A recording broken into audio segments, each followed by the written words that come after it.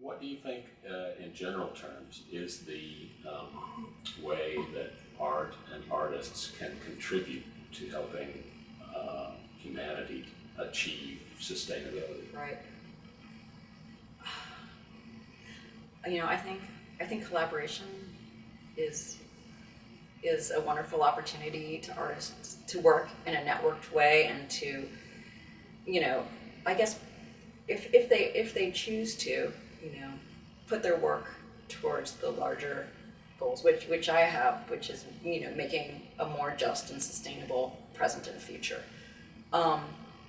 and I guess I suppose in the past I would have said artists need to not separate their role as a citizen, but I would almost say, like, thinking about what James Hansen had to say recently, which is that democracy is not necessarily working in the service of responding to climate change. I think artists need to sort of ask themselves, as any other kind of critical human being who needs to breathe and hopes to have a future with some kind of viable climate, where should we be acting, and how do we envision a future? So I guess for me, to come back to modeling, I would say artists have a way. Artists can visualize an alternative future, and they can model an alternative future. For me, the project that I showed today, Public Smog, in some ways, is a model for a counter future, in which the atmosphere is a protected sphere, and that is the global priority. Could you talk just a little bit more about that project, which began before the current increased public discussion of the cap and trade policy as an approach to solving climate change? Right. Well, I started Public Smog in 2004, and I had learned at that time about the idea of cap and trade, which is a market-based mechanism to regulate CO2 and other kinds of greenhouse gas emissions.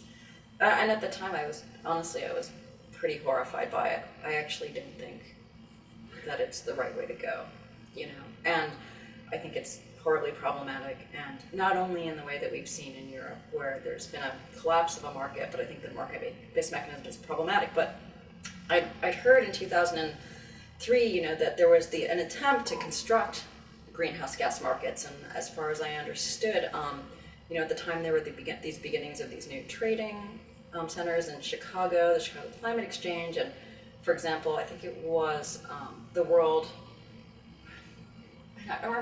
Bank and the Dutch government did a handshake deal to say, this is how this kind of trading will work.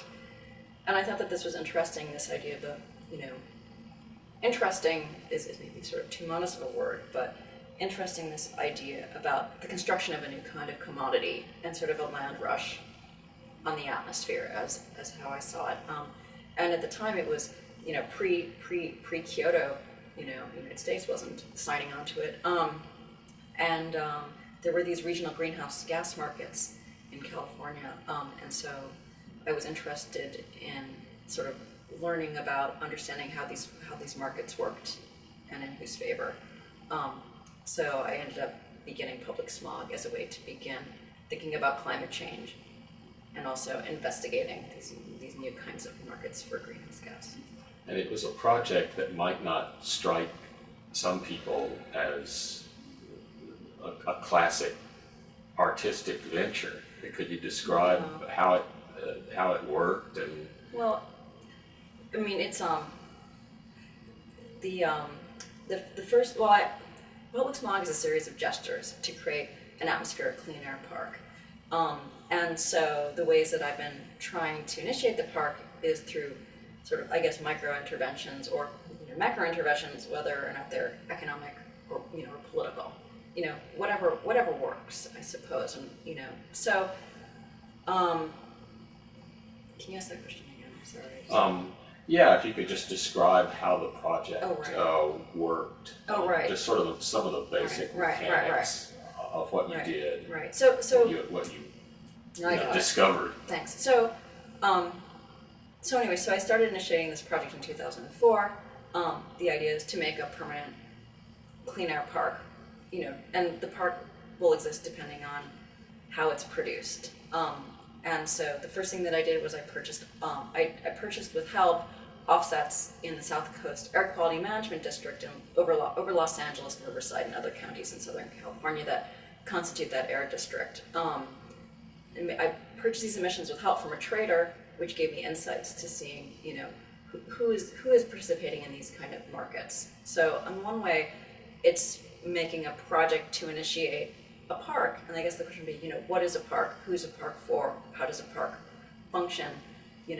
What does that mean? And at the same time, in a process-based way, begin to sort of investigate some of the economic and political processes that are happening, in terms of how climate change is being addressed, and also who can participate in these processes and who are they closed to, whether by the fact that the markets are closed and that they're only for polluting companies, whether that the language and the processes themselves are closed, and really are they democratic processes? And actually, not only these questions of are they democratic, are they fair, are they just, but are they actually mitigating climate change? And I think that in a lot of times what we've seen with things like market-based mechanisms so far is that they're not, and that the things that are being done to supposedly make these reductions are things that probably would have happened anyways. And what they've done is they've generated enormous windfalls for polluting companies with really very little impact towards reducing greenhouse gases. So that was some of my interest. And and on the last thing, I'd say that I think that the work that I'm doing, there's a legacy of work that it sits within an ecology of other kinds of work that's environmental artwork, that's process-based artwork, and that's conceptual artwork, often dealing with sort of questions of environment.